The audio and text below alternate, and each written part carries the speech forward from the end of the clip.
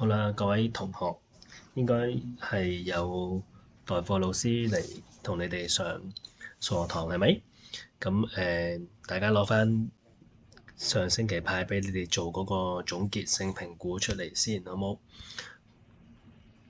咁咧嗱，應該全班同學都做晒㗎啦，係咪？如果應該係咯，應該全部做晒啦。咁而家攞出嚟，咁我哋望一望啦。1A 就好簡單啦，問你邊一個係圓心，咁啊 dot 呢度就係圓心啦。雖然咧一般嚟講咧，圓形咧我哋都會用 O 嚟表示嘅，咁但係呢幅圖裏面咧佢就係用咗 D 嚟表示圓心啦。咁你睇到正中心嗰個就係圓心啦。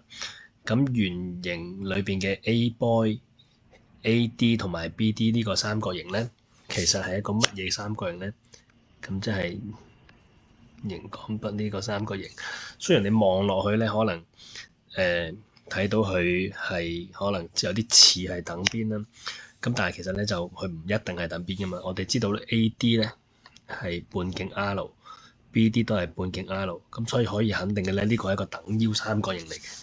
等腰三角形，咁你要留意翻，其實三角形嘅種類就唔係好多啦，有直角三角形啦、等腰直角啦、等腰啦同埋等邊。咁你自己要留意啦。咁呢個就一啲都唔難嘅。咁寫翻好佢啦。等腰三角形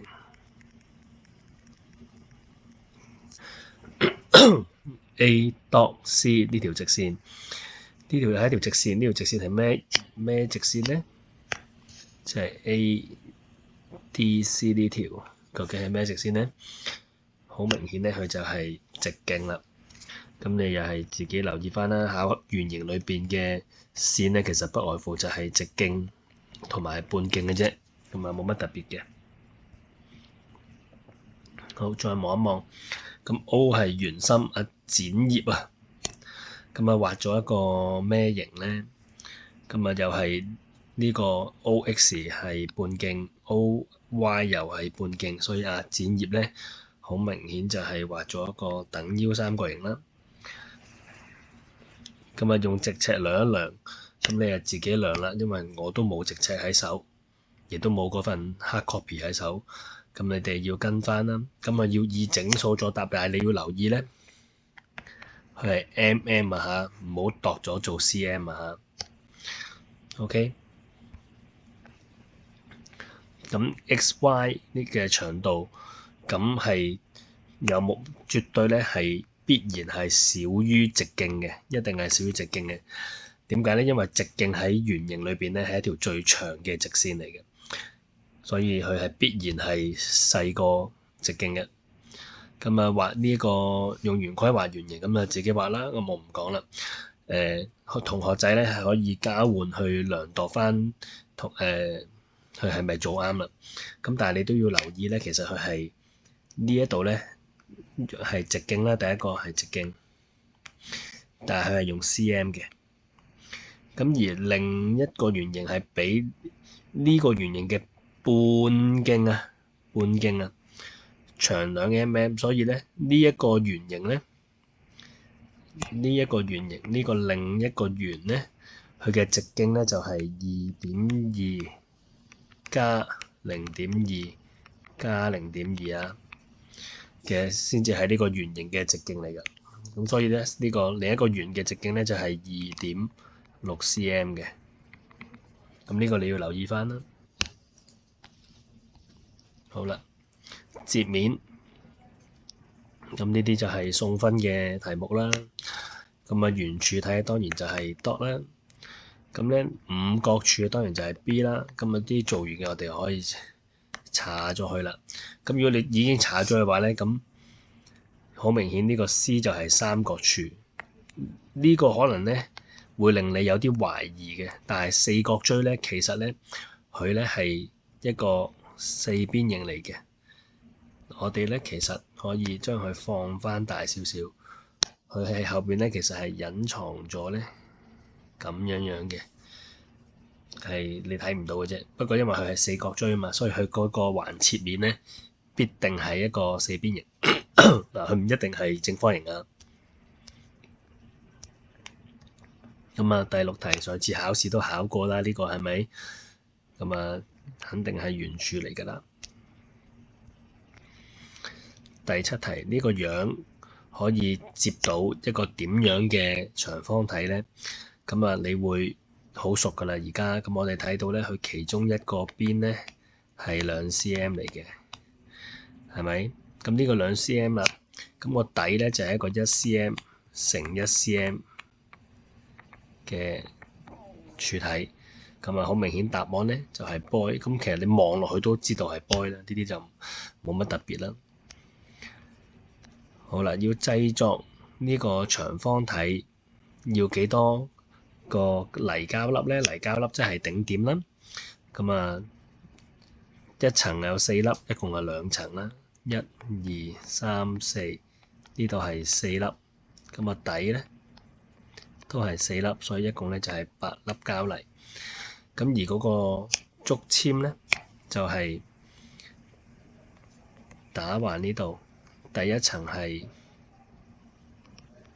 4條，中間呢度又係4條，個頂咧又係4條，所以咧就係有12支啦。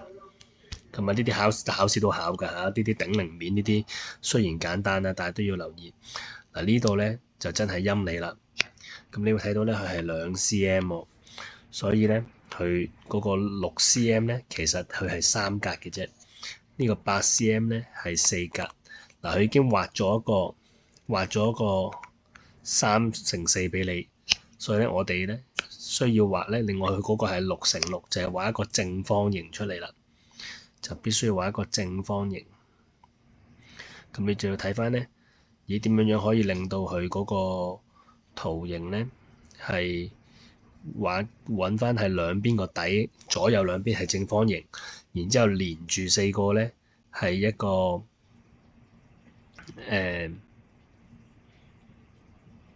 長方形。好啦，咁我哋可以諗一諗啦。呢度畫咗一個先，係咪？跟住咧，然之後咧，地上邊再畫一個，咁樣畫完，似乎又係咪得唔得？而呢度我再畫一個正方形，呢度又再畫一個正方形，咁得唔得？我哋係咪仲爭一個長方形嘅蓋啊？即係仲要冚蓋啊嘛。嗱，呢度我哋已經畫咗個長方形 A 係對住 B 又對住。呢個 C 係咪仲爭個蓋？個蓋可以黐喺邊度啊？上下都唔夠位啦，右手邊又唔夠位啦，所以咧肯定就喺左手邊啦，係咪？咁你哋都要留意啦，係必須要用直尺啦。如果畫到好似我咁核突咧，呢啲考試就0分嘅啦。所以咧考試咧一定要用間尺。係啦，佢有陣時會自動變直線啦。我唔玩啦呢個，咁你自己做翻啦，好冇？好啦，咁呢啲簡單嘅乘數啦，57乘以3.8，咁我哋可以57乘38。跟住我哋要記住咧，上邊咧係有一個小數啊嚇，咁我哋補0啦，37 21 35 15 87 56 85中40，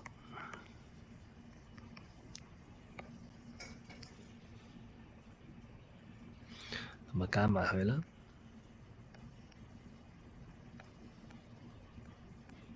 ，2166，咁我哋又係要對應翻呢度係有一粒小數，所以咧個小數點就要加翻落去啦，就係216.6啦，係咪？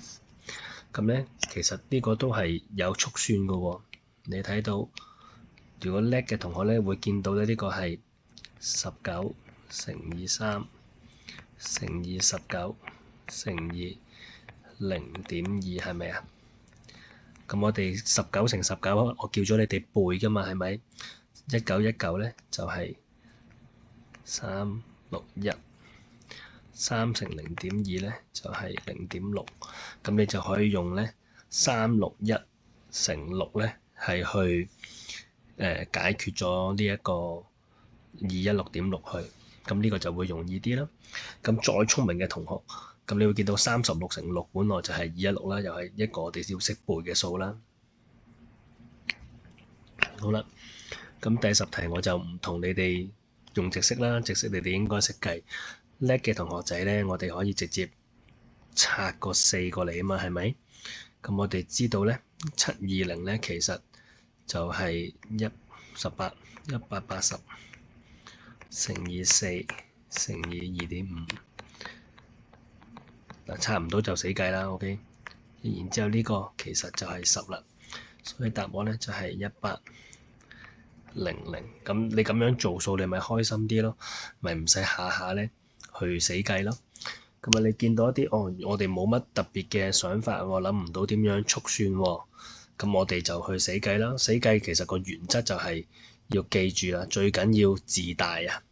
咁啊，我哋班有幾個小朋友咧，啲字咧係中意咧寫到好似粒米咁細咧，其實就好影響嘅。咁咧咩叫最緊要字大咧？就係大大隻咁樣寫翻50348，點大隻啲咧？咁你多啲位置咧，個進退位就唔會咁容易錯。咁啊，我哋又係啦，剔翻嗰兩粒小數先，3係小數，8係小數，我哋就唔使寫小數點噶啦。咁啊，補零啦，4 3 1 12，因為4乘0係0嚟噶，所以12可以直接寫。4 5中20，咁就要褪翻一個位，咁呢個你就要留意翻啦。4 3 1 12，2進1 4 0得0係寫1落嚟，咁啊，所以呢個咧就係20120嚟嘅，千祈唔好寫咗2120啊。跟住咧8 3 24，同樣道理啦，因為80得0，我哋直接寫24啦。8 5中40，咁啊4 4 1 4 2。兩個係小數，所以小數點喺呢度。咁啊，呢個啲都係小技巧啦。241.44，咁啊可以直接去處理佢啦。咁啊都係嗰個原則啦，最緊要字大。我哋又拆咗佢啦。咁啊0.06乘0.5，本來咧就係30嚟嘅，但係因為咧我哋有1、2、3粒小數，咁你就剔翻1、2、3粒小數，呢3粒都係小數，所以咧我哋就要咧補一個藍色嘅0俾佢，所以答案咧就係0.03，0.03。咁呢個咧就係可省略的0。OK，咁有陣時咧，你如果有足夠嘅聰明智慧咧，你將啲數睇得通透啲咧，其實咪等於0.06乘1/2啊。咁咪即係等於0.06除2啊。咁啊，咪即係等於0.03啊。嗱，呢個其實就係一樣咁樣嘅想法啦，係咪？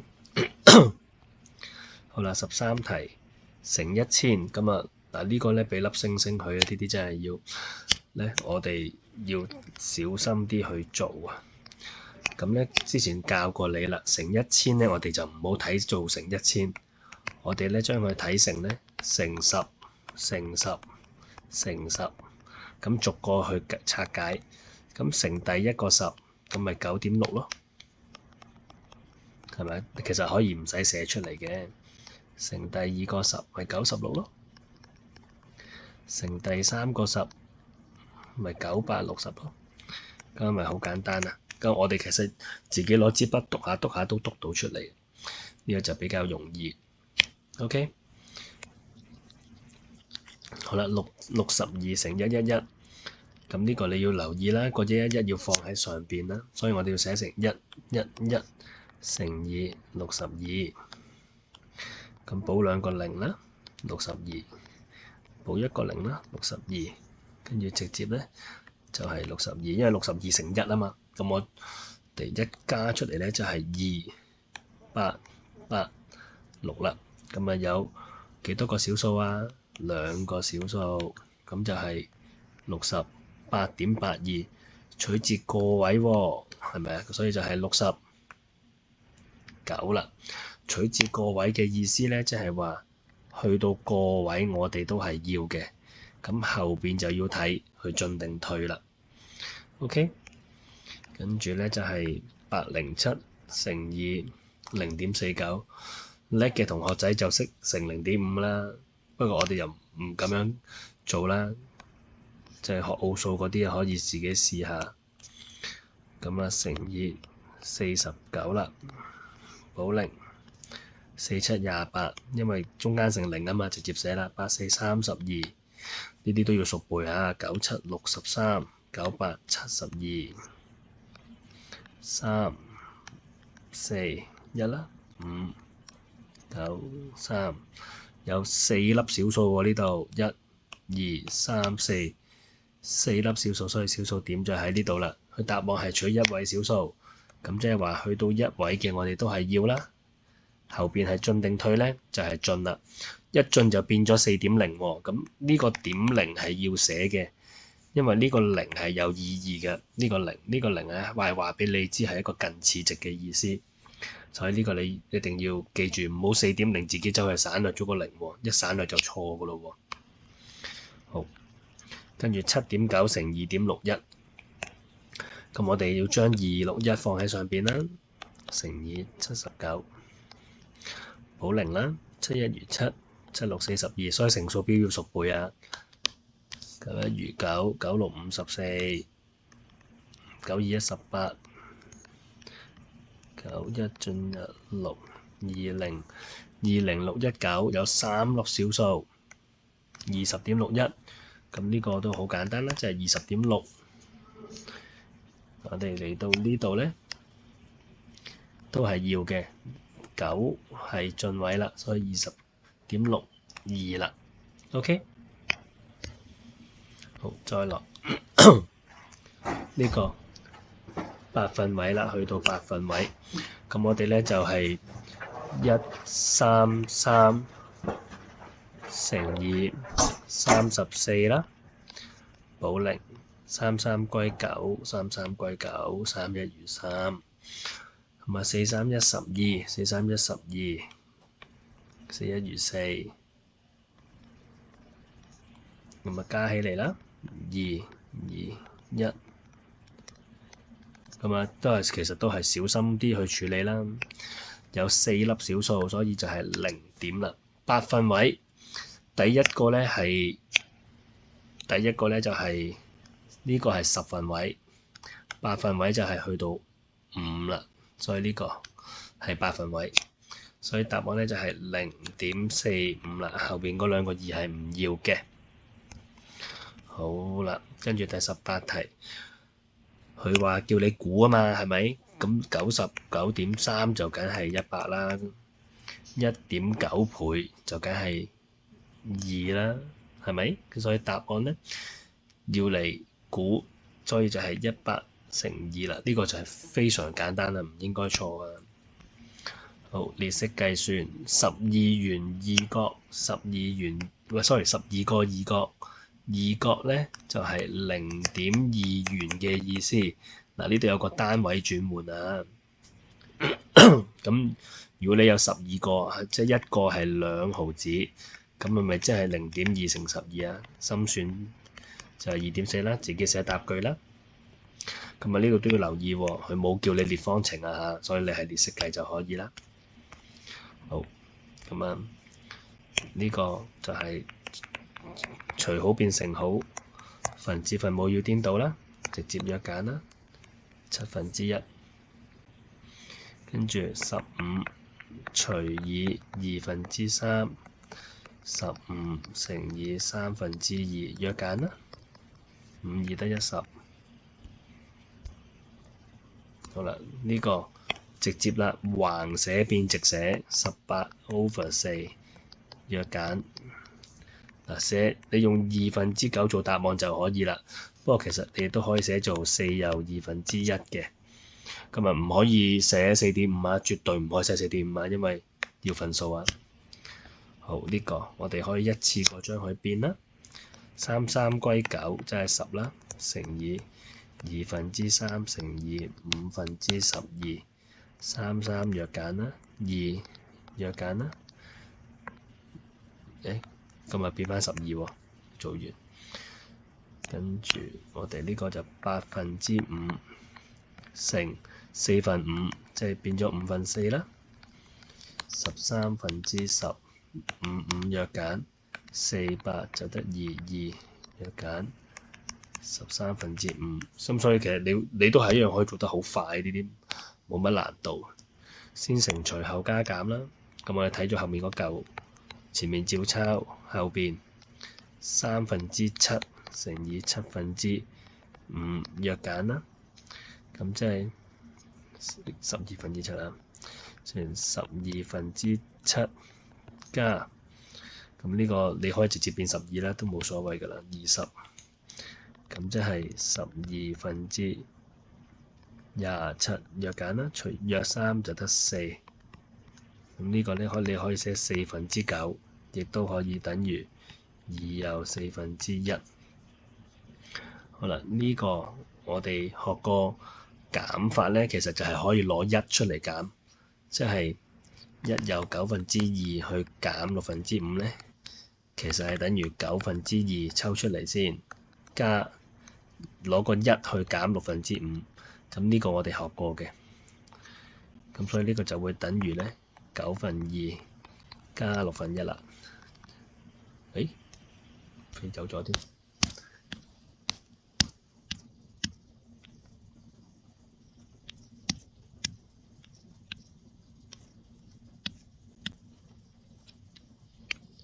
9/2加1/6，咁即係等於18啦。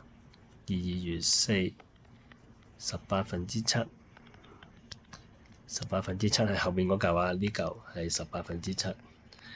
好，咁我哋可以再做埋另一嚿啦。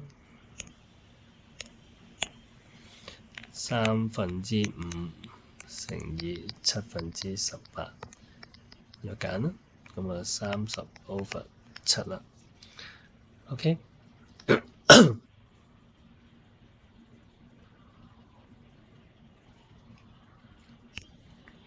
好，呢度咧究竟係乜嘢就會等於呢一個數咧？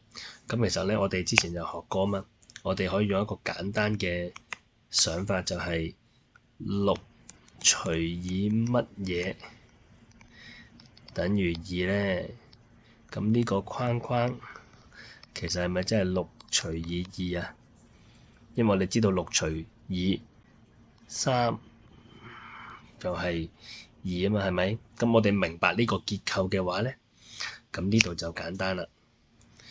呢一個咧，其實即係話緊俾你聽，對翻啲位啦。2/5就係呢邊嘅6啦，2/5其實就係呢個6啦。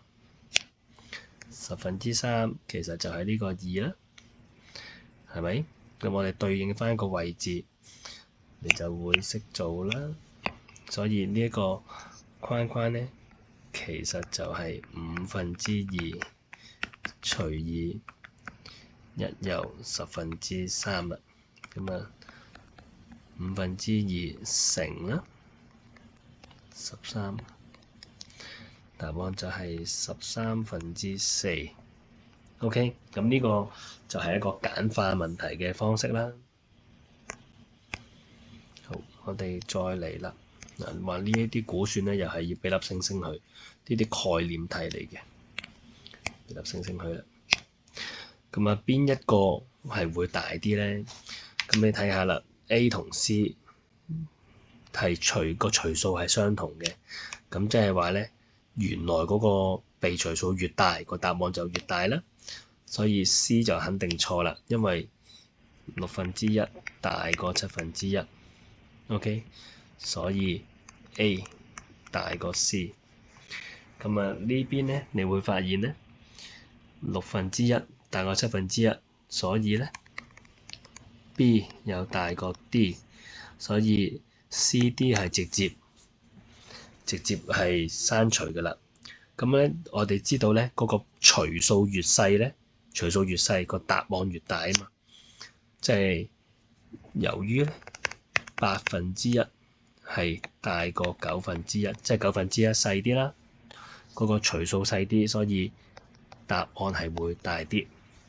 咁啊，如果你唔明嘅話咧，都唔緊要嘅。我哋 CD 係好容易明噶嘛。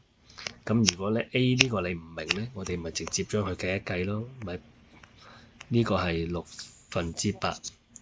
呢個係9/6，咁梗係9/6大過8/6啦，係咪？我哋份數乘法，sorry，份數除法，你做翻個顛倒，其實一眼就睇到啦，係咪？好啦，就算你真係完全唔知道個概念，完全唔知道個概念都唔緊要，我哋咪將佢全部變翻晒做份數乘法啦。咁所以呢個係8/6，呢個係9/6，呢個係8/7，呢個係9/7。OK，9/6就大過8/6㗎啦，9/7就大過8/7㗎啦。A、C 一齊交叉。咁9/9分母越大，份數值越細。咁呢個3年班學過嘅，所以都錯啦。你都會做到咧，答案係 boy 嘅，冇乜所謂，兩個做法都一樣。好，睇埋29題啦。咁啊，全場就9有5/4啦，每日就可以做啲啦。咁啊，估算啊，呢個4捨5入就係10啦，呢個4捨5入就係2啦。咁答案就係 D 啦，呢啲都係送分嘅題目啦。嗱，留意啊，足球員啊，人嚟㗎，足球隊嘅隊員係人嚟㗎，千祈唔好計咗個分數出嚟啊！有冇人咁殘忍啊？將啲同學仔變晒做分數啊！嗱，呢度冇單位嘅，冇單位其實即係咧分數乘法啦嚇，冇單位你要留意啦，比例嚟嘅，每12個有5個，每12個有5個咁嘅意思，其中的即係乘啦，24的12/5，所以呢個5年級學生咧，其實咧就係24乘以12/5就等於10個 BB。6年級學生咧就係24乘以1/3，即係有8個 BB，總共就係18個 BB 啦。咁得意嘅，點解呢度？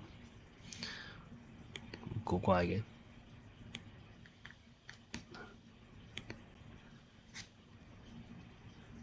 45蚊。好啦，走咗位啫，原來係。好啦，呢度咧要睇清楚啦，呢度係1 kg，呢度咧就係1、2、3、4、5格裏邊嘅3格，就係3/5 kg，又等於0.6個 kg 啦。咁一定要識睇磅啊嚇，3年班嘅都係。咁啊，車厘子每公斤係幾多咧？咁就係1公斤係45個9啊。咁啊，乘翻咧5/3就做完㗎啦。咁但係如果呢個咧用份數乘法做咧就難做啲。如果你叻嘅話咧，將佢睇成40，sorry， 睇錯咗啦，我都唔啱。45個9咧，呢一度係45個9啊，45個9，所以咧佢係唔夠1公斤㗎，係每緊公斤啊。睇翻嗰個文字啊，呢個每係除號，OK，咁所以咧呢車厘子係45個9，係除以咧呢個 kg 0.6咁啊，因為我哋唔識得小數除法啦，所以你冇辦法啦，只能夠咧做45有9/10乘以5/3啦，咁即係459 5啦，罰3，約減153，咁即係153/2，或者係76又1/2啦，76又1/2。咁呢個你要留意啊，因為咧我都爭啲睇漏咗，係每公斤，唔係45.91公斤啊，係呢袋車厘子1公斤，所以你跟翻我哋去審題咧，就係車厘子去除以公斤。好啦，呢度就係同樣道理啦，佢問緊每公斤啊，又係即係除以32又2/5啦，咁所以咧就係567乘以162/5啊。咁啊睇下啦，5加6加7咧，5加6加7就等於18，1加6加2就等於9，咁即係可以俾9約減啦。呢個一約9就得18，呢個約9咧9×6=54就係64，再約2就得9，約2就32，即係1/960啦。又或者你可以再變翻做大份數啦，我唔同你變啦呢度。好，做一個蛋糕需要咧3/10公斤嘅麵粉，咁呢度咧可以整幾多個咧？我哋有30幾公斤啊嘛，所以將32由2/5咁多嘅麵粉攞嚟除以咧3/10，你就知道咧做到幾多個啦。咁啊1/5啦，乘以3/10啦，約減啦2，約減啦54，就話整到108個蛋糕啊！好，呢度原子筆就6又1/5，有40幾蚊，最多可以買到幾多咧？話呢個咧我哋好耐冇做過啦，問餘數啊嚇，就係46又1/2除以6又1/5啦。咁啊2×9=2×3啦，除以1/5啦。咁啊，你見到佢有得約減啦，係咪？即係等於2/93乘以31/5，約減3×5=15，即係等於7又1/2。咁一個答案你就要小心啦嚇，佢最多咧係買到7支嘅啫。咁另外個餘數咧係點計咧？個餘數咧就係剩低1/2支啦。本來就係剩低餘1/2支嘅，咁我哋就係要諗啦，喂1/2支究竟係等於幾多錢啊？哦，一支係6又1/5，剩低半支，咁你就要乘一乘先知道個餘數啦。咁就係5/5，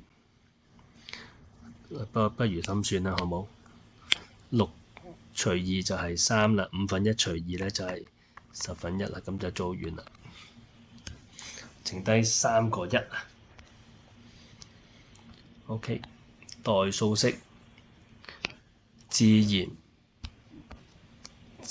將自己嘅自然咧有 R， 點解成日都跳走嘅？自然有 R 張郵票，欣桐咧就係佢嘅8倍，然之後欣桐咧就送5張俾自然喎。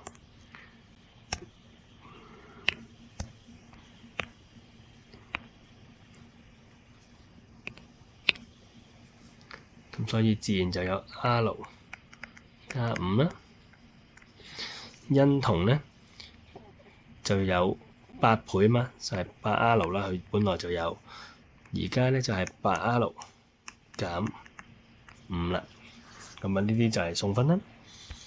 OK， 解方程咁啊，第一步我哋就係先唔好搞個 m/6 先啦，即係 m/6 就等於3先，所以 m 就係18啦。呢個5n 就等於45，n 就等於9啦。做完啦。咁呢度咧叫你列方程啦，呢條就要小心啦。喺呢度寫個設句先啦，多少即係 y 啦。而家咧全部襯衣咧就有 y 結，咁我哋將個 y 咧放翻入去題目度喎。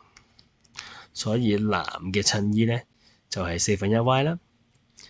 減價嘅男裝襯衣就65件，冇減價咧就係90件。咁我哋知道4佔全部襯衣即係1/4個 y 嘅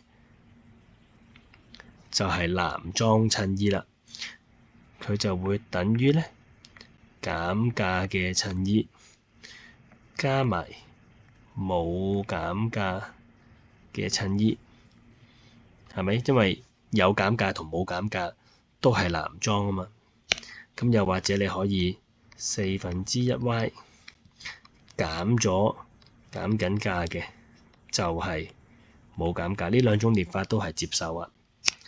咁啊 y 咧就等於155乘以4啦，咁 y 就等於620啦。咁啊寫翻答句就做完啦。好，右邊嘅立體咧就係邊長係2厘米啦。咁邊長2厘米，一粒其實就係8個 cm cube 啦。咁呢個就要識得兌換啦。咁呢度就係3粒加5粒，1、2、3、4、5，所以就係8粒，就係8粒。8粒就唔係8個立方厘米喎，一粒係8立方厘米嘛，所以8×8就64。OK， 咁啊呢個頒獎台咁啊，我哋幾時都係分割法咧，就容易做個填補法嘅。咁所以咧，我哋就可以嗱打直切打橫切都冇所謂嘅，最緊要咧你自己睇到長闊高啦。咁啊第一嚿個長闊高，咁啊14減4減6，所以呢度都係4。OK， 所以第一嚿咧就係4乘4乘以3。4×4=16，乘348。第二嚿個高度就係6，所以就係6乘4乘3，即係6×4=24，72。第三嚿就係2乘6，2乘6乘3。